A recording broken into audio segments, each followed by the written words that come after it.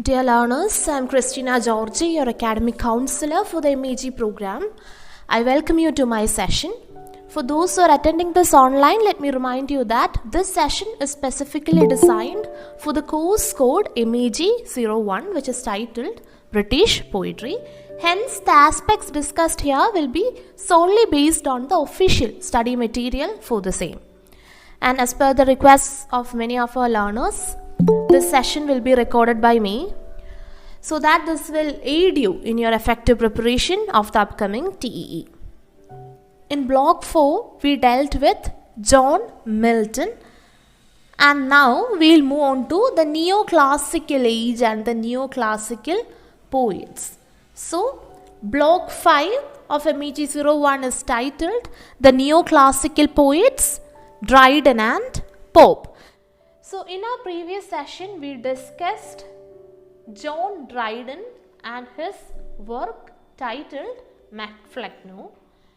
Now, in this particular session, we will move on to yet another important poet of the age, that is Alexander Pope. So, in this particular session, we will discuss units 25 and 26 of your study material on MEG 5. Firstly, let me give you a brief overview regarding the life and times of Alexander Pope.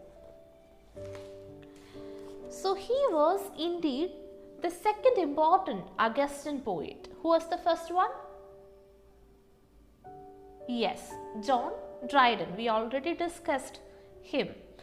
Pope was a Roman Catholic. He was born in London, and he was born during the year of the Glorious Revolution in the year 1688. We can say that he was self-taught and he was a bright student. His character was a mass of contradictions. He deliberately misrepresented and concealed facts about his life. Dr. Johnson wrote in Life of Pope that, I quote, "If Pope be not a poet, where is poetry to be found?" Unquote. So, if we look at his health and character, as he grew older, he grew weak and hence he was not very healthy. His physical deformity made him sensitive to insult, aggressive in replying to attacks. He maintained personal animosity towards his enemies and was incisive in his attacks too. So, he has written seminal works such as Pastorals, published in 1709. It is basically a series of 4 poems named after the seasons. One of the most notable works of Pope is an essay on criticism, published in the year 1711. It is more or less a verse essay written in the Horatian mode in heroic couplets. It has 3 parts. Do you remember we discussed a particular work as if an example of mock heroic? I said this work is written by Pope, and I even explained some aspects regarding that work. Which was that work? In this particular work, the character Belinda is present. I said it is a mock heroic poem.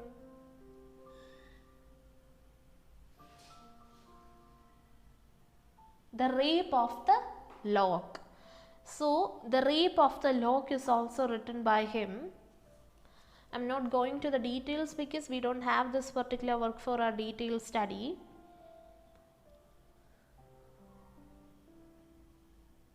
An Essay on Man, the Dunciad are all seminal works by Alexander Pope. The particular work that we'll have to focus our attention towards is titled An Epistle to Dr.Arbuthnot, published in the year 1735.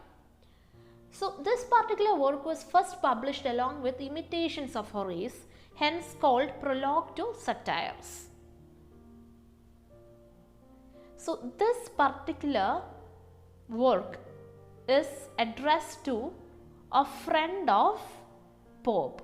Before that, it is imperative to understand the meaning of the term epistle. What do you mean by the term epistle? Yes, correct. In simple words, it refers to the word letter. It denotes letters. So, it denotes formal letters which are addressed to a particular person. And very often it concerns with public rather than personal matters. The epistle is written for an audience with a conscious artistry in an elaborate style to develop an argument or theme. So, there are broadly two types of literary epistles. Firstly, epistles, that is letters on moral and philosophical themes. For example, the epistles written by Horace. The second one denotes epistles on romantic and sentimental themes. Examples include Ovid's epistles. Okay, so Dryden also wrote epistles. His epistles to Congreve in the year 1694 and to the Duchess of Ormond in the year 1700 are one of the most widely discussed epistles. Pope was said to be a very successful practitioner of this form, the form of epistles. And after Pope, it was Cooper, Rogers, Keats and others who followed this tradition of epistles. Yes. So that was about an introduction to epistles. Now let's see to whom was this particular epistle addressed to. Any idea?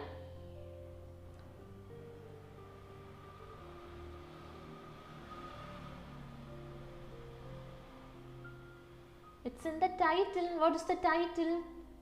An epistle to Dr.Arbuthnot. Yes, you are correct. He is a friend, but the name is Dr. John Arbuthnot. So, I'll give you an overview regarding this person. That is a biographical sketch of Dr. Arbuthnot. He was a scientist and an admirable writer. He created the nickname John Bull for the patriotic Englishman. He was a member of the Scribblers Club. Any idea regarding what the Scribblers Club is? This is a club formed in the year 1714 by the writers, and they decided to produce the work as the Memoirs of Martinus Scribblus, which would spoof all pedantry and bad writing. The members of this club, this is mentioned as section 25.5 of page number 81 of your study material.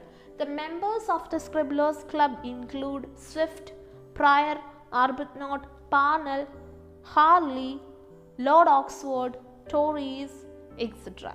All these members were part of the club.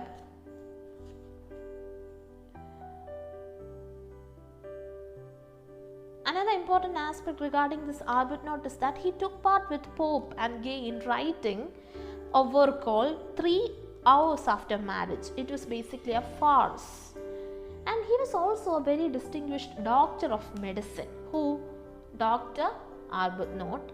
He died in the year 1735, 2 months after the epistle was published. Here in this work, he is given the persona of a patient listener.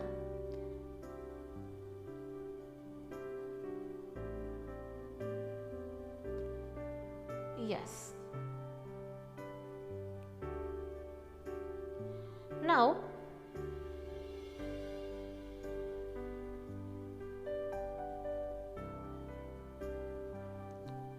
about this epistle, just give me a minute. Yes, please be aware that the title is An Epistle to Dr.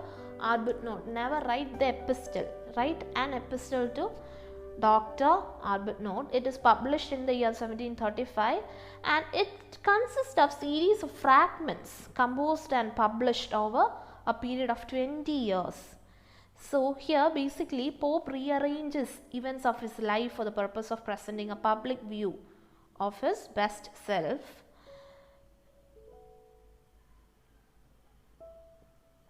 Yes, as we discussed, it was addressed to his old friend who was dying. Who was this friend? Arbuthnot. So here in section 25.4 you can see that the same aspects are repeated again under another title. So you can just read that.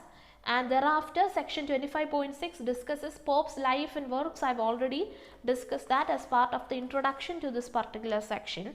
Now let's focus our attention towards the theme and structure of this particular work. I mentioned that he has written or he has presented the best self of himself. So what does that mean? If somebody has written something about himself, what do you call that type of writing? We discussed this aspect in our last class. Yes, wonderful there. I appreciate your quick skill at answering. Autobiography. So we can say that this poem is a condensed autobiography. That is, the whole course and pattern of Pope's life, especially his motives and reasons for being a poet and a satirist, all these are discussed in this particular poem.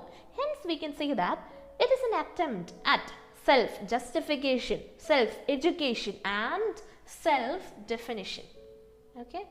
It is always easy to listen to all these words, but it would be advisable that you write all these key words for your TEs also.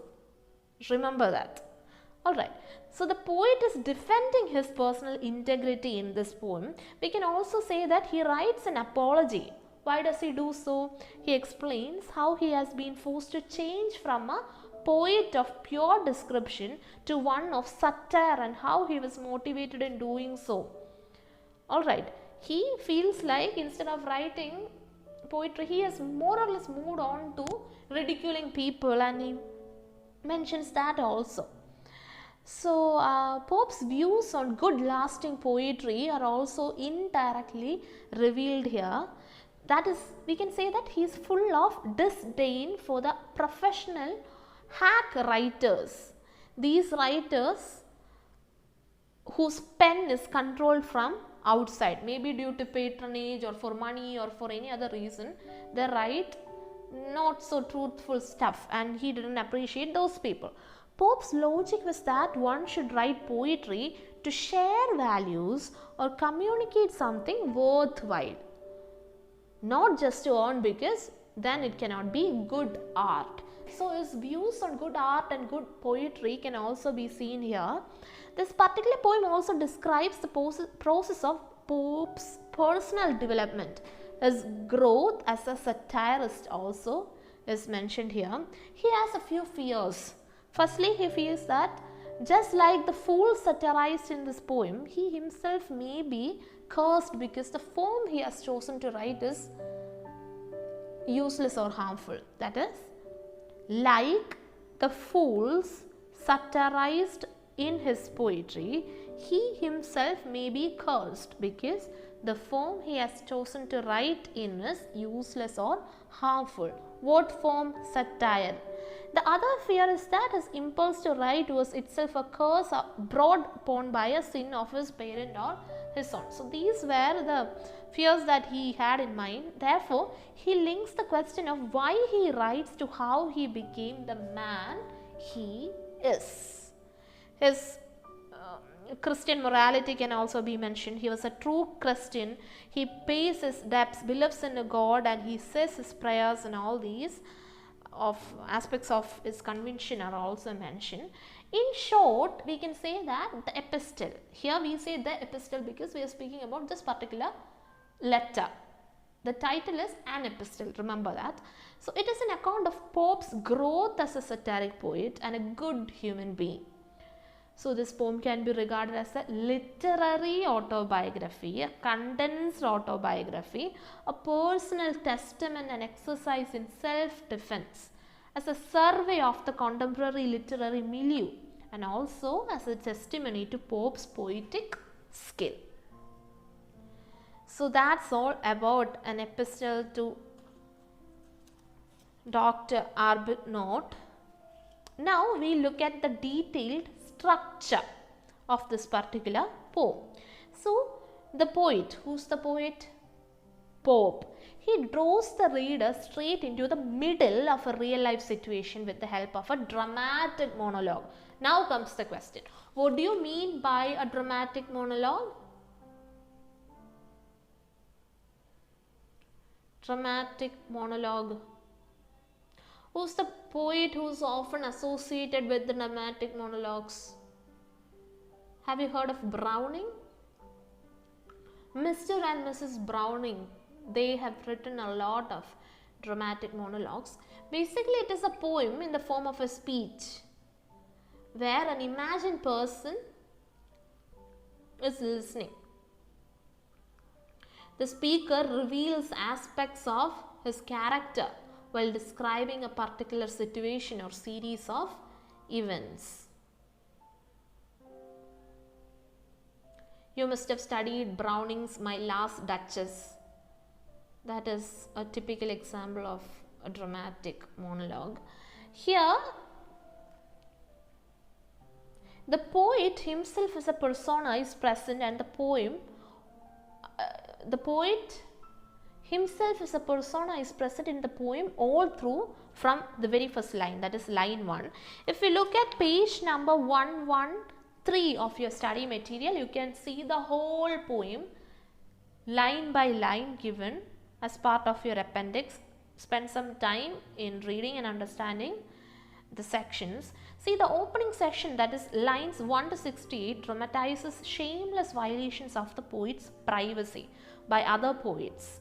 Okay, a strong sense of contrast and confrontation is gradually and systematically built up between the haves and the have-nots, those who have and those who don't have the privileges economically, socially, artistically, morally, etc. So this contrast between Pope and his anti-selves is efficiently elaborated. Attributing all his virtues to his parents, the epistle closes with a double farewell, which is an affectionate, respectful epitaph of his father. You may look at lines 392 and 405. I hope you understand within the constraints of an academic counseling session, it is practically not possible for an academic counselor to attempt line by line explanation with respect to an elaborate poem such as this. And now we'll discuss some of the chief aspects from Unit 26. Firstly, the animal or insect imagery. In our last session, we explained what imagery is. It is also a literary device. Here, Pope gives a visual description or figurative language in this particular work. So, if we look at this work in close details, we can see two major animal images used by Pope throughout the poem. Which are they? That of a dog and of an ass. Here you should be having an idea regarding the ass mentioned. It is taken literally as a symbol of stupidity. It is taken literally as a symbol of stupidity and not as a vulgarized metaphor, which it has become of late. Today it has other meanings also. So it is just the literal meaning that the poet has implied. Pope seems to suggest that the royal court set in motion the process of corruption in sound judgment and good taste. Now comes the Christian imagery. I told you he was a true Christian, and by pursuing writing as his career, he didn't disregard any duty or disobey his father. His father was an ideal Christian too. Pope is the Christian son of Christian parents, an obedient, loving and devoted son. So Pope's fearless outspokenness, unmindful of the possible repercussions, is also a Christian virtue. To speak truth, he always did that. Pope uses the Christian imagery for an idealized construction of the self. So animal imagery, Christian imagery. Now comes the economic leitmotif. What do you mean by leitmotif? It refers to a recurrent theme. So there is a glaring economic gap between the poet and his pursuers. Pope looks down on those not as well off as himself, who nevertheless aspire to become poets. So he feels himself to be superior on 3 counts. Firstly, he does not need to sell his muse. Secondly, he is undoubtedly a good poet, he believes. Thirdly, he has the courage to stand by his convictions. So he himself finds him on a superior level. Remember, those ages patronage dominated. So patronage was the dominant economic apparatus for sponsorship of the artists. So there emerged many bad poetry or bad writing just for money or just to please their patrons. So he was also against all these aspects. Writers praised the patrons to get some money or position to survive. Their time-tested devices were flattery and bribery was involved. So all these were not appreciated by Pope. Pope as a satirist must be understood. You have section that is section 26.5 on page number 93, where Pope as a satirist is detailedly explained. Remember to study the satiric portraits of Phillips, Tate and Atticus. Atticus is actually a portrait of Addison. You know Addison? Yes, it's the same Addison. Remember, initially Pope was also part of the circle of Buttonians, that is a group of writers headed by Addison. They used to meet regularly as Button's Coffee Club, hence the name Buttonians. So this particular club was the rising center of literary interest. Just like they meet for coffee, they used to meet and discuss literature. So Pope was entrusted with the responsibility of writing the prologue to Addison's tragedy. I suppose it's the only tragedy by Addison. Yes, it was titled Cato. So who wrote the prologue? It was Pope. So in the beginning, he had all respect for Addison. Later, there happened disputes. There is another mention regarding Phillips. He is actually Ambrose Phillips. He was also a writer. Yes. And the Tate here is the playwright Nathan Tate. He is also sketched as proud and empty. Remember, the portraits of Phillips and Tate blend into one another and lead up to the portrait of Atticus. You have detailed explanation on pages 95 to 99. There is a quick mention on Buffo, a Theophrastan character of a patron composed of certain traits which Pope had observed in Bub and Charles. There is mention on Sporus. It is the name of a Nero's boy kept for homosexual gratification. You can read about that also from the study material. Remember to have an understanding regarding the self-portrait with respect to this particular work. The poem opens with Pope's prosperity.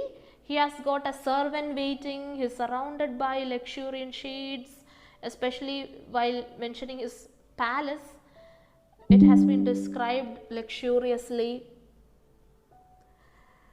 Then a mention regarding his chariot and all others are seen. He also uses this occasion to pay grateful tributes to some other friends, all writers and scholars of high repute and integrity. You can read about that also. The use of plural friends actually suggests that all of them were Dryden's friends to begin with. Remember, Sheffield was Dryden's first patron. It is also Sheffield. He was Dryden's first patron. It is also mentioned in the study material. So I suppose I gave you an overview regarding an epistle to Dr.Arbuthnot by Alexander Pope. So make sure that you refer to page number 113, which gives you a detailed understanding of this particular work, and it is mentioned as part of appendix 3 towards the end of this particular blog. So to summarize what we have discussed so far, today we looked at unit Or before that I will say, today we looked at block 5. Initially we had a quick discussion on units 22 and 23, but from the TEE perspective the focus should be given on the later units, that is units 24 to 26. Unit 24 is very important with respect to your TEE perspective. Very often for most TEEs there will be a question from MEG-01. So if you are lucky, you can see a question from MEG-01. Will you be attempting that question? I would suggest you do, because it's comparatively easy when compared to some other blocks and some other probable questions from MEG-01. And thereafter we moved on to units 25 and 26, which deal with Alexander Pope and an epistle to Dr.Arbuthnot. Yes, that's also a possible question. Let's see. Anyway, stay prepared. So I hope you found the session useful.